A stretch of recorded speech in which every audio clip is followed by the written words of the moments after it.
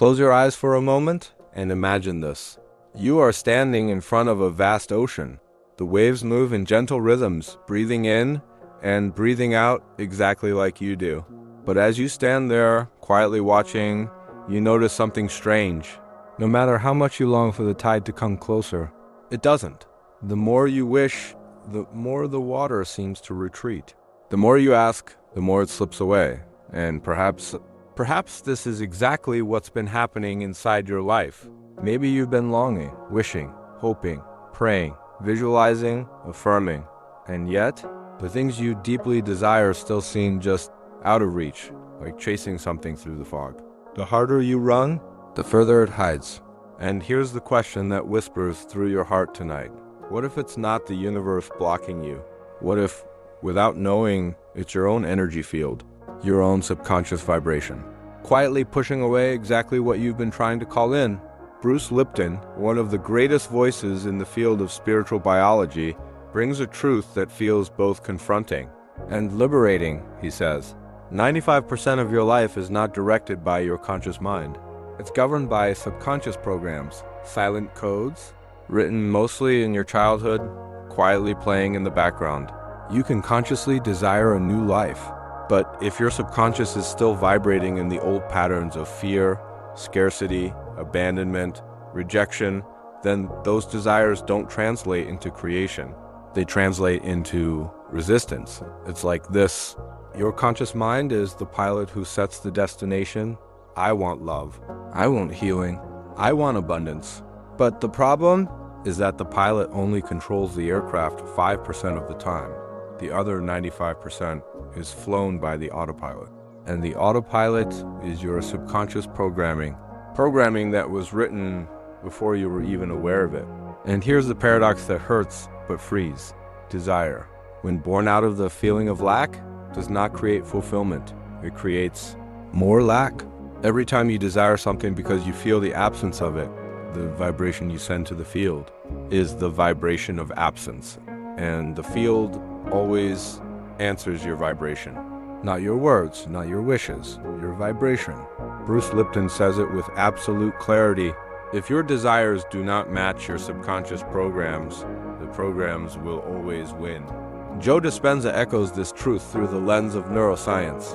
Your brain is a hardware shaped by emotional habits. And if your inner chemistry is still addicted to emotions like fear, anxiety, frustration, then your electromagnetic field keeps broadcasting signals of more of the same. Not because you are broken, not because the universe is cruel, but simply because your field cannot lie. And so I ask you gently, compassionately, but truthfully, what if it's not the universe that's holding you back?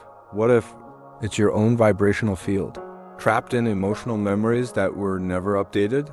This is not a punishment. It's not your fault, but it is a call to wake up, not in blame, but in awareness, a call to finally understand why life feels stuck, even when you're doing everything right. And it's here, in this understanding, that true freedom begins. There's a kind of pain that almost no one talks about, a silent pain, a pain that hides behind the mask of hope, behind the endless desire for something to change. A pain that sounds like this: why?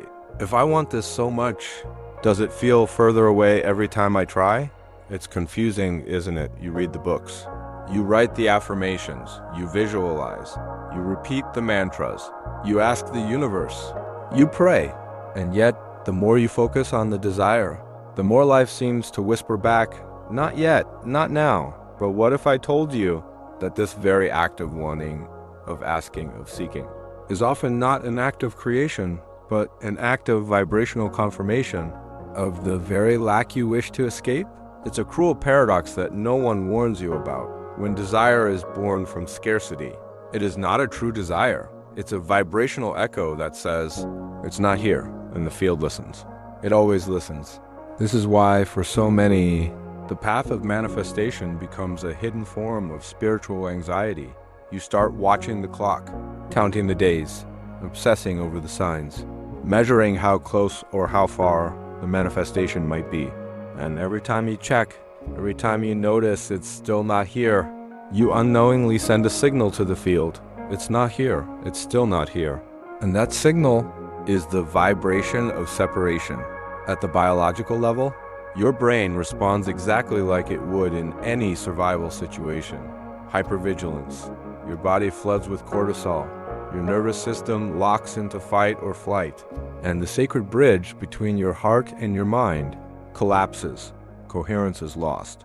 Bruce Lipton shows us that this isn't just energetic, it's cellular. Your cells, your DNA, your genes are listening. When your body is in stress, it cannot enter creation mode. It only knows how to survive. And survival is not the frequency of manifestation. It's the frequency of protection. This is why the more you chase, the more it escapes, because deep beneath the conscious desire, there is a vibration whispering, it's not mine yet. And the universe, the quantum field, does not respond to what you want. It responds to what you are, to the frequency you hold, to the emotional truth, not the mental wish. And so this becomes the invisible pain that most never realize. The pain of thinking you are manifesting, when in truth, you are unconsciously affirming the absence, the pain of wanting, but never receiving. The pain of believing that something outside of you is blocking the path, when in reality, it is the unhealed frequency within that quietly holds the gate closed. This is not a punishment. It's not your failure. It's a mirror showing you not what's wrong, but what is ready to be seen, to be understood, to be healed. Imagine this for a moment. Your thoughts are not just thoughts. They are electrical impulses, each one generating chemistry. And that chemistry does something extraordinary. It feeds back into the body, creating a loop where the chemistry triggers the same thoughts that created it, over and over again. Bruce Lipton explains this with stunning clarity. Your subconscious does not primarily listen to your conscious thoughts. It listens to the biochemical signals coming from your body, from your emotions, from your habitual feelings.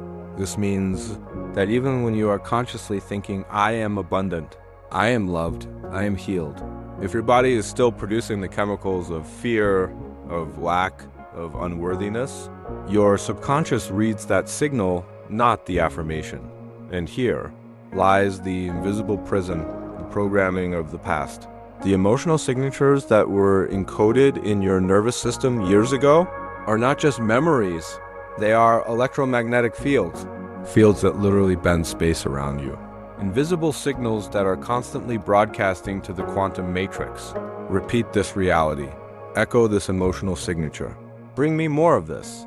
Joe Dispenza expresses it in a way that is both profound and confronting. Your body becomes your mind. When the body is conditioned to feel the emotions of the past, it starts thinking for you. It starts creating not from the conscious mind, but from the emotional past encoded within your very cells. This is why so many find themselves caught in a painful loop. They try to manifest prosperity, but the moment they open the bank app, a wave of anxiety floods their body, a knot in the stomach, a tightness in the chest, and without realizing, that sensation becomes a command to the field, a command that says, I'm the one who feels scarcity. I'm the one who vibrates lack. And the field simply mirrors it back, because the quantum field is not personal. It's not moral. It's not judging you. It's physics. It responds to frequency, to coherence, to the invisible signature that your body, your heart, and your mind are transmitting every single second. This is the scientific root of the block. It's not your desire that creates reality. It's the electromagnetic agreement between your thoughts and your feelings, between your mind and your body. And when that agreement is rooted in the emotions of the past, the future cannot arrive. Only the repetition of what already was. Not because the universe is cruel, but because your field is loyal, painfully loyal to the signal it receives. There is a subtle form of suffering that often hides behind the most spiritual intentions. It sounds like this: when will it happen? When will the change arrive? When will the healing come? When will the abundance finally show up? This question seems harmless, but it carries within it a vibrational trap. The truth is, Most manifestations are not blocked by doubt in if they will happen, but by the attachment to when, because the more you check, the more you wait. The more you measure the distance between now and then, the more you unknowingly send a signal to the field that says, it's not here yet, it's still not mine. And in quantum physics, this is not just a feeling, it's a frequency of misalignment, a frequency of separation, a frequency that delays the very thing your heart longs for. Bruce Lipton's research shows something both biological and spiritual. When the brain is in high beta, the state of anxiety, the circuits of creativity, of openness, of coherence, shut down, and the brain enters survival mode. The same mode designed to protect you from danger now gets activated simply because your heart is impatient, because your nervous system cannot tolerate the discomfort of not knowing when. And in this state, manifestation collapses, not because you are unworthy, not because the universe is denying you, but because your body, your brain, and your field are no longer in the frequency of creation. They are trapped in the frequency of waiting. Greg Braden teaches a profound truth, one that almost everyone overlooks. The true creator does not pray by asking. The true creator prays by feeling, by embodying the feeling of the wish fulfilled. You are not sending a signal of searching, you are sending a signal of gratitude, of celebration, as if it's already real. And this is where the illusion of linear time becomes the biggest saboteur of all. Because every time you look at the clock, at the calendar, at the space between now and the manifestation, you reinforce the belief, the vibration, that it's not here, that it's still missing.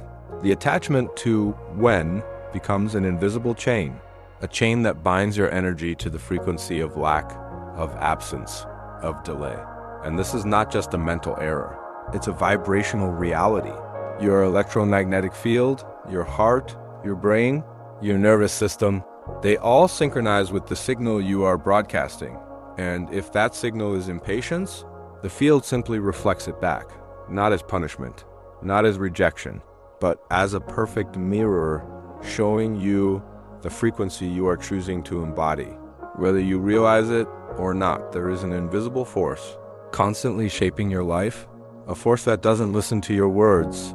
It doesn't respond to your hopes or to your desperate prayers. It only listens to one thing, the electromagnetic field created by the union of your heart and your brain. This field is not spiritual poetry. It is measurable. It is physics. It is biology. And it is the most honest part of you. It cannot lie.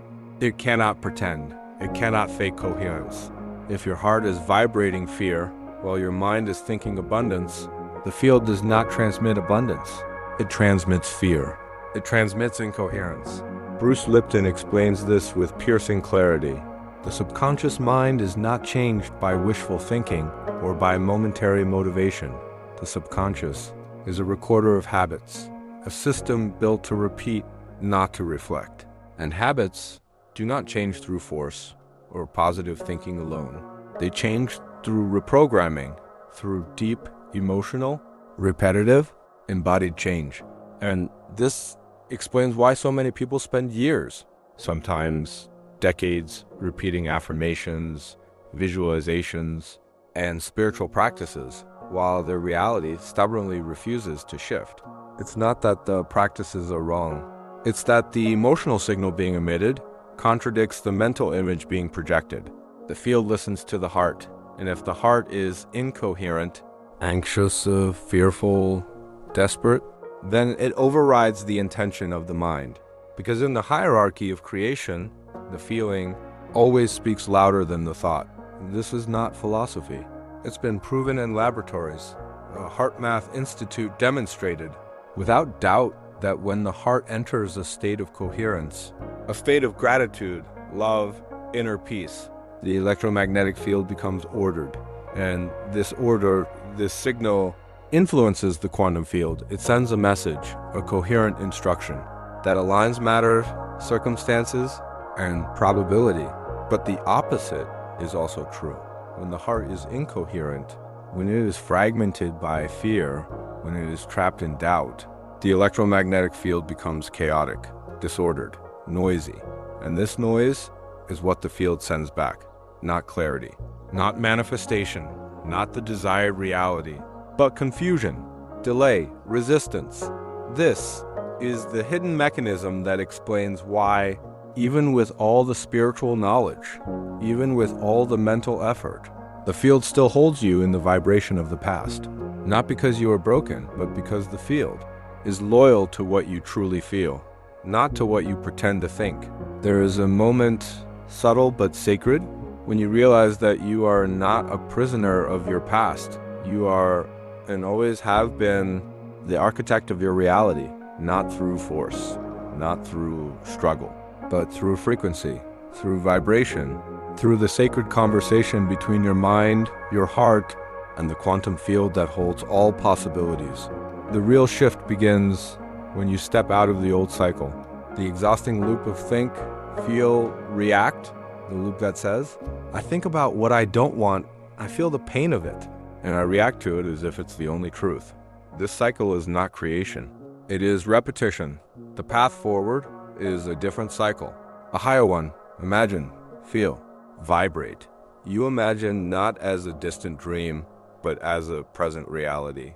You feel not the longing, but the fulfillment. You vibrate not the absence, but the embodiment of what is already yours in the quantum. Bruce Lipton teaches that the formula for true change is a sacred triad: repetition, emotion, and relaxation, because when the body is in a relaxed state, when brain waves shift into alpha or even theta, the door to the subconscious opens, and in that doorway, new programs can be written, new frequencies can be installed. This is where Neville Goddard's wisdom becomes a guiding light. He doesn't teach you to pray for something. He teaches you to assume the state of the wish fulfilled, to become, in feeling, the version of you who already has it, already lives it, already is it.